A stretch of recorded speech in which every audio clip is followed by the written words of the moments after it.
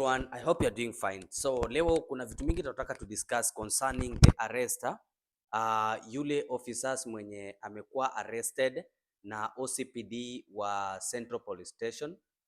We want to know why they have been arrested. Inasemekana kwamba the OCPD from the Central Police Station pamoja na huyu officer ambaye alikuwa on duty, they hired a technician whom they paid 3,000 shillings so that he can tamper with the CCTV footages. Technician arrested for tampering with CCTV footage at Central Police Station after being paid 3,000 Kenya shillings. Can you imagine? 3,000 Kenya shillings inafanya mtu anapoteza maisha. The technician identified as Kevin Mutisia, huyu ni Mkamba, Matava. Kevin Mutisia Matava was apprehended on Friday morning from his residence in Nairobi, Saika area. So huyu jamaa anakaa Saika na alishikwa on Friday morning. Detectives in Nairobi have arrested a technician accused of tampering with the CCTV system at Nairobi Central Police Station, one of the key crime scenes in the ongoing investigation into the death of teacher Albert Ojwang while in police custody. The technician, identified as Kelvin Mutisia Matava, was apprehended on Friday morning from his residence in Nairobi, Saika area. He is a second suspect to be arrested in connection with the case. According to the police, Matava admitted to being paid 3,000 shillings by the officer commanding station, OCS, to delete surveillance footage captured before and after Ojwang was booked at the station on June 7, 2025. The Independent Policing Oversight Authority, IPOA, previously revealed that the CCTV head drives at the Central Police Station were removed and formatted in a deliberate attempt to erase evidence. IPOA chairperson Isaac Hassan told the National Assembly Security Committee that digital video recorder DVR logs confirmed the hard drives were replaced and formatted on June 8th at exactly 7:23 to 7:23:48 a.m. Somebody called someone to switch off particular section, but he said he could only shut down the entire system, Hassan said, suggesting a coordinator scheme to conceal surveillance footage crucial to the investigation. Inspector General of Police Douglas Kanja earlier confirmed that Ojwang was booked at the Central Police Station under OB number 13676 2025 at 9:35 p.m. On June 7th, he died hours later in what IPOA suspect to be a case of police brutality. In a statement to investigators, Matava explained that he was first contracted in 2024 to install the CCTV system at the station, which included 25 cameras and a DVR with a 30-day storage capacity.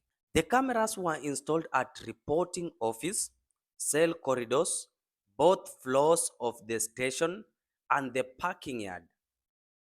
Since the installation, he said he has occasionally been called back by police officers for maintenance work. On June 8, 2025 at 6 a.m., I received a phone call from, he never mentioned the name, who requested me to proceed to Central Police Station immediately. Upon arrival, she took me to the office of the OCS where the server stroke digital video recorder DVR for the surveillance cameras is located, Matava told police station. He said the OCS and the officer asked him to delete footage from June 6th and 7th. I informed them deleting footage for specific days is not possible, and the only option was to format the storage or hard drive, which will delete everything stored and restore it to factory setting, he said. He claimed he carried out the instruction, after which the OCS handed him 3,000 Kenya shillings. Later that evening, the female officer alleged tried to contact him again, calling twice at 7:55 p.m. and 7:56 p.m., but he did not pick up the call. The following day, on June 9, at 6:28 a.m., Matava said the same officer called again and requested him to return with a new hard drive to replace the formatted one. She also instructed him not to wear any cloth that would identify him as a technician.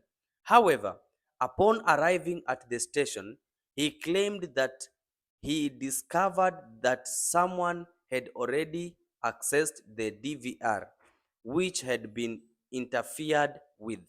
She further insisted that I should not wear a reflector or any cloth that would indicate I am a technician. Since at that time, the shops where I could source the hard drive were yet to open.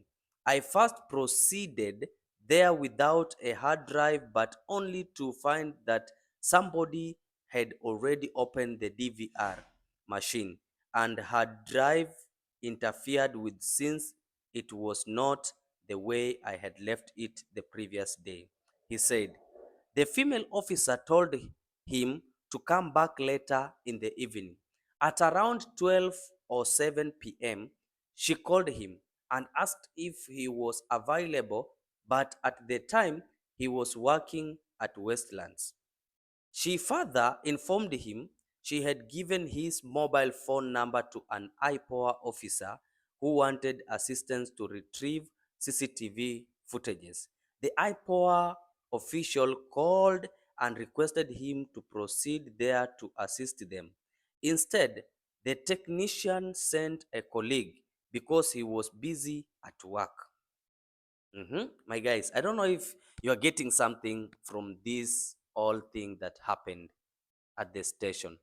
According to me, why is this technician refusing to go and do exactly what he is being instructed to?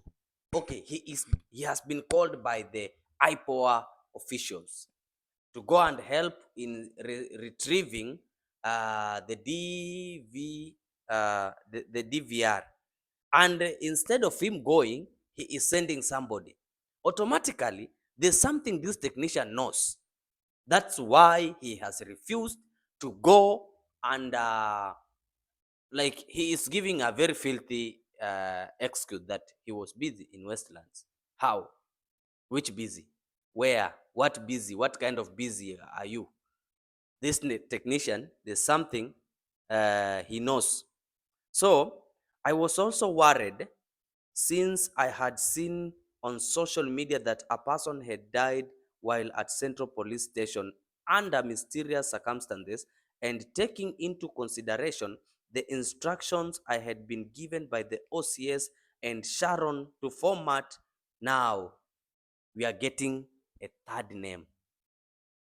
Ikumbukwe, we have two names, and now no, now watu wenye wameshikwa so far ni yule police officer mwenye alikuwa on duty, then kuna huyu Mutisia ama nani Shakava, huyu technician, then kuna huyo OCS.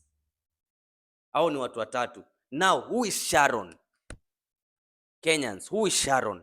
Because this technician anasema when we tukirudia statement yake anasema, I was also worried since I had seen on social media that a person had died while at Central Police Station under mysterious circumstances, and taking into consideration the instructions I had been given by the OCS and Sharon to format and delete everything CCTV hard drive storage. So huyu Sharon ameshaingia. I don't know if the government, serikali mmesikia Sharon? Sharon ndio huyu ameingia. Now OCS wa Central Police Station amejichanganya kabisa na anasema ya kwamba I'm not part of this and I was not there. In fact, during wakati huu jamaa analetwa, mimi sikukuwepo. In another statement, OCS wa Central Police Station anasema huyu jamaa wakati aliletwa, niliambia wale DCI officers wenye walimleta, this person is not in a good condition, let us take him to the hospital first before he is admitted into the book.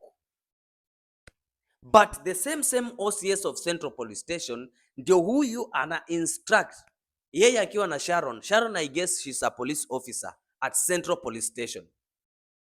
This guy ana instruct Sharon aambie technician akuja atoe hiyo nini, those footages, akuja atoe hiyo drive, watoe kila kitu.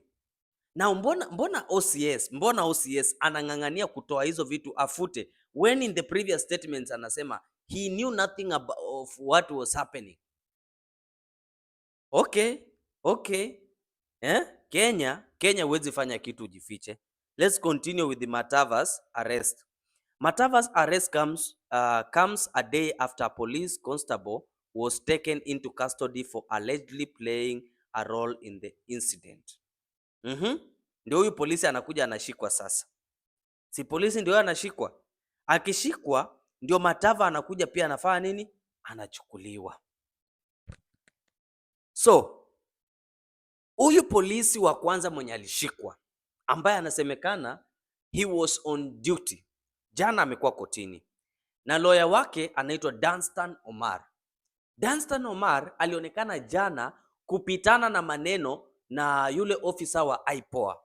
Why? Officer wa IPOA alisema jana kotini kwamba huyu officer aendelee kuzuiliwa kwenye afungwe. Why? Akiachiliwa ataenda kule nje, he will tamper with the investigation that is going on. My question is, has Eliud Lagat been arrested? Has Eliud Lagat right now as you are speaking, is he under police custody? Eliud Lagat, is he under police custody? Because you guys cannot just play with the life of a person as if it is something jokingly. Maisha ya mtu ni maisha. And you can't tell us, you can't come to Kenyans, you want to fool us and tell us that muli arrest mtu akiwa kwao anakula lunch na wazazi wake, kesho yake muna announce kifo yake. Police on duty, wale DCI officers, huyu technician kuna vitu mingi sana anajua. This technician, kuna vitu mingi sana anajua. Then huyu OCS, previously we thought that huyu OCS anataka kusulubiwa free, anataka kusulubiwa bure, but the whole story need to be narrated here na tuambiwe ukweli. The OCS has something to say. The deputy DGI has a lot of things to say, because in this case, huyu deputy inspector of police, DGI, he's the main complainant. Now, this complainant, he invaded the Standard Media Group offices, akifikiria the person who's tweeting about him anafanya kazi kwa the Standard Media Group. Wali invade kule na mapolisi wa DCI wakiwa na probox. Nia yao ilikuwa ni nini? Ikumbukwe huyu Ojwang kuuawa hakuwa mtu wa kwanza kuwa arrested. There are some people wenye walikuwa arrested before him. But why is it that Ojwang was sacrificed for the sake of other guys? Kwa nini yeye ndiye alikuwa sacrificed? This is the full story. Ojwang tweeted, na tweets za Ojwang zilikuwa zinaenda so viral. In fact, after the arrest of Ojwang, his account went dormant and there was nothing you could see on his X account. Ojwang is not a popular Kenyan. Before his death, right now he's a popular. Why? There are popular Kenyans who were killed by the police, and their case was not that much big as Ojwang's case.